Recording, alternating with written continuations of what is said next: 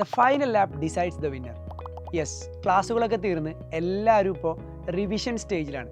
ഈ ഒരു സ്റ്റേജാണ് ആക്ച്വലി നമ്മൾ ഈ എക്സാം പാസ്സാവുന്നോ അതോ ഫെയിൽ ആവുന്നോ എന്ന് ഡിസൈഡ് ചെയ്യാൻ പോകുന്നത്. നമ്മൾ ഇത്രയും വലിയൊരു ഡ്യൂറേഷൻ, ഒരു 6 മന്ത്സ് അല്ലെങ്കിൽ 8 മന്ത്സ് പഠിച്ച കാര്യങ്ങളെല്ലാം കൺസോളിഡേറ്റ് ചെയ്തിട്ട് നമുക്കൊരു ഫൈനൽ സ്റ്റേജിൽ നമ്മൾ ഒരു ഔട്ട്പുട്ട് പ്രൊഡ്യൂസ് ചെയ്യാനാണ് ആക്ച്വലി ഈ ഒരു സ്റ്റേജിൽ നമ്മൾ ശ്രമിക്കുന്നത്. So let's see what are the few points that you must pay attention very crucially to pass the exam. Avoiding selective study. എല്ലാവർക്കും എല്ലാ സബ്ജക്ട്സും ഒരേപോലെ ആയിരിക്കണം എന്നില്ല. Some may be good at theory papers. ചില ആളുകൾക്ക് പ്രോബ്ലം പേപ്പറാണ് നല്ല രീതിയിൽ പഠിക്കാൻ പറ്റുക. ഫൗണ്ടേഷൻ സ്റ്റേജിലൊക്കെ ചില ആൾക്ക് മാത്സ് ഇഷ്യൂസ് ആയിരിക്കും, ചില ആൾക്ക് അക്കൗണ്ട്സ് ആയിരിക്കും, ചില ആൾക്ക് ലോ ആയിരിക്കും.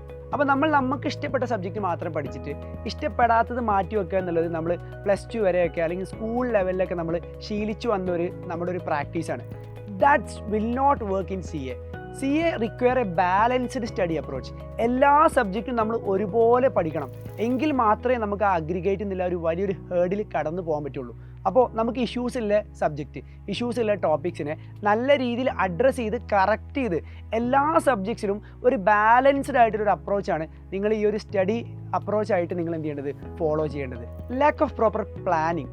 C, as a chartered accountant faculty, what I can tell you is that CAയുടെ ഡിഫിക്കൽട്ട് ആയിട്ടുള്ള പാർട്ട് എന്ന് പറഞ്ഞു കഴിഞ്ഞാൽ കോംപ്ലക്സ് ആയിട്ടുള്ള കൺസെപ്റ്റ്സോ അല്ലെങ്കിൽ ഡിഫിക്കൽട്ട് ആയിട്ടുള്ള തിയറംസോ ഒന്നുമല്ല. It's about managing the syllabus. CA എന്ന് പറഞ്ഞാൽ ഫൗണ്ടേഷൻ സ്റ്റേജ് ആണെങ്കിലും ഇൻറ്റർ സ്റ്റേജ് ആണെങ്കിലും ഫൈനൽ സ്റ്റേജ് ആണെങ്കിലും ഒരു ബൾക്ക് സിലബസിനെയാണ് നമുക്ക് മാനേജ് ചെയ്യാനുള്ളത്. അപ്പോൾ ദാറ്റ് റിക്വയർ പ്ലാനിങ്. അതുപോലെ തന്നെ നമ്മൾ എത്രത്തോളം പഠിച്ചു എന്ന് നമ്മൾ അസസ് ചെയ്യണം. ഇനി എന്ത് പഠിക്കാനുണ്ട് എന്നുള്ളത് നമ്മൾ എസ്റ്റിമേറ്റ് ചെയ്യണം. ആ ഒരു രീതിയിൽ ഒരു കറക്റ്റ് ട്രാക്ക് റെക്കോർഡ്, നമ്മൾ എന്ത് ചെയ്തു, ഇനി എന്ത് ചെയ്യണം, അതുപോലെ തന്നെ നമ്മൾ എത്രത്തോളം നമ്മൾ സ്പീഡിലാണ് നമ്മൾ ഈ പോർഷൻസ് കവർ ചെയ്യുന്നത്, അതുപോലെ എത്ര റൗണ്ട് ഓഫ് സ്റ്റഡിയാണ് നമ്മൾ ഉദ്ദേശിക്കുന്നത്, ഇതുമായി ബന്ധപ്പെട്ട കാര്യങ്ങളൊക്കെ നമ്മളൊരു വ്യക്തമായ സ്റ്റഡി നടത്തിയിട്ട് ഒരു ട്രാക്ക് കീപ്പ് ചെയ്തിട്ട് വേണം നമ്മുടെ പഠനത്തിനെ പുഷ് ചെയ്യാൻ വേണ്ടിയിട്ട്. അല്ലാതെ ജസ്റ്റ് എക്സാം ഈസ് കമ്മിങ്, കുറച്ച് അവിടെ പഠിച്ചു കുറച്ച് ഇവിടെ പഠിച്ചു, ആ ഒരു അപ്രോച്ച് നമ്മൾ കൊണ്ടുപോവുകയാണെങ്കിൽ തീർച്ചയായിട്ടും നമുക്ക് എക്സാം ആകുമ്പോഴേക്ക് കംപ്ലീറ്റ് പോർഷൻ കവർ ചെയ്യാൻ പറ്റില്ല. And that will definitely adversely affect our performance in the examination hall. The next, get away from distractions. Nowadays distractions പലവിധമാണ്. Instagram, Facebook, WhatsApp, friends, so many ways. Actually it's difficult to get focused and it is easy to be distracted. ഞാൻ പറഞ്ഞത് ശരിയല്ലേ? അപ്പോൾ exam ആവുന്ന സമയത്ത് നമുക്കൊരു fixed hours ഉണ്ടാവും. ഇപ്പോൾ for example ഒരു 10 hours 12 hours ആണ് നിങ്ങൾ പെർ ഡേ നിങ്ങൾ സ്റ്റഡീസ് പ്ലാൻ ചെയ്യുന്നത്. ഇതിനിടയ്ക്ക് കോൾസ് വരുന്നു, ചാറ്റ്സ് വരുന്നു, അതുപോലെ നിങ്ങൾ സോഷ്യൽ മീഡിയയിൽ നിങ്ങൾ ആക്റ്റീവ് ആവുന്നു. ഇതൊക്കെ നിങ്ങളുടെ സ്റ്റഡീസിൻ്റെ ഫ്ലോനെയും അതുപോലെ തന്നെ പ്രൊഡക്ടിവിറ്റിനെയും ആക്ച്വലി എന്ത് ചെയ്യുന്നുണ്ട്, വലിയ രീതിയിൽ ബാധിക്കുന്നുണ്ട്. So what I want to tell you is that get away from all these distractions. നിങ്ങൾ ഈ ഒരു 1 or 2 months നിങ്ങളുടെ സോഷ്യൽ മീഡിയയിൽ നിന്നോ അതുപോലെ തന്നെ ഫോണിൻ്റെ ആക്റ്റീവ് യൂസിൽ നിന്നോ നിങ്ങളൊന്ന് മാറി നിന്ന് കഴിഞ്ഞാൽ you are not going to lose anything. Instead ഈ ഒരു 2 months നിങ്ങളെ സെൽഫായിട്ടൊന്ന് റെസ്ട്രിക്റ്റ് ചെയ്യാൻ തയ്യാറാണെങ്കിൽ the good days are yet to come before U.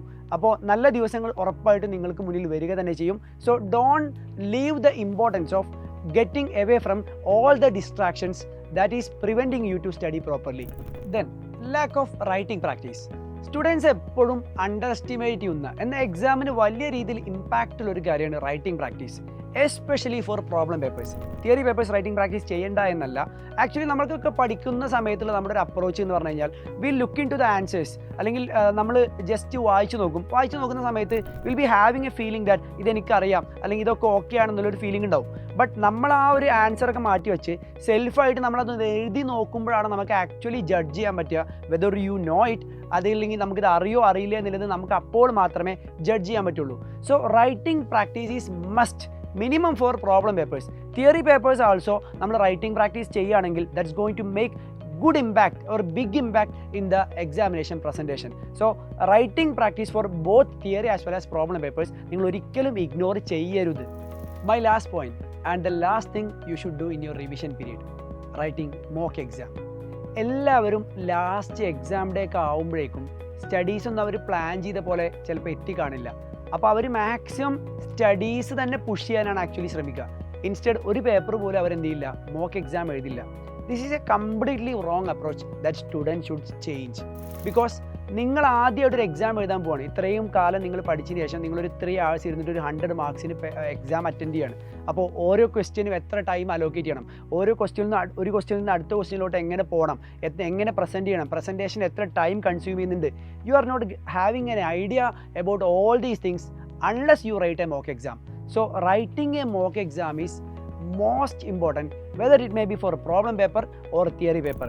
എത്രത്തോളം നിങ്ങൾ മോക്ക് എക്സാംസ് ഓരോ പേപ്പറിനും എഴുതുന്നുണ്ടോ അത്രയും നിങ്ങളുടെ ഒരു കോൺഫിഡൻസ്, എക്സാം എഴുതാനുള്ളൊരു കോൺഫിഡൻസ് ബൂസ്റ്റ് ആവും. അത് മാത്രമല്ല നിങ്ങളുടെ ടൈം മാനേജ്മെൻറ്റ്, അതുപോലെ തന്നെ പ്രസൻറ്റേഷൻ, ഈ രീതിയിലൊക്കെ അല്ലെങ്കിൽ ഈ ഒരു ഏരിയകളിലൊക്കെ വലിയൊരു ഇമ്പ്രൂവ്മെൻറ്റ് നിങ്ങൾക്ക് കാണാൻ സാധിക്കും. പ്ലാൻ ചെയ്ത പ്രകാരം പഠനം മുന്നോട്ട് പോകുന്നില്ല, ഇനിയും പഠിച്ചു തീരാത്ത topics, complex and difficult concepts, unclear doubts, ഇതൊക്കെയാണോ നിങ്ങൾ ഫേസ് ചെയ്യുന്ന പ്രോബ്ലംസ് ഈ ഒരു സ്റ്റേജിൽ?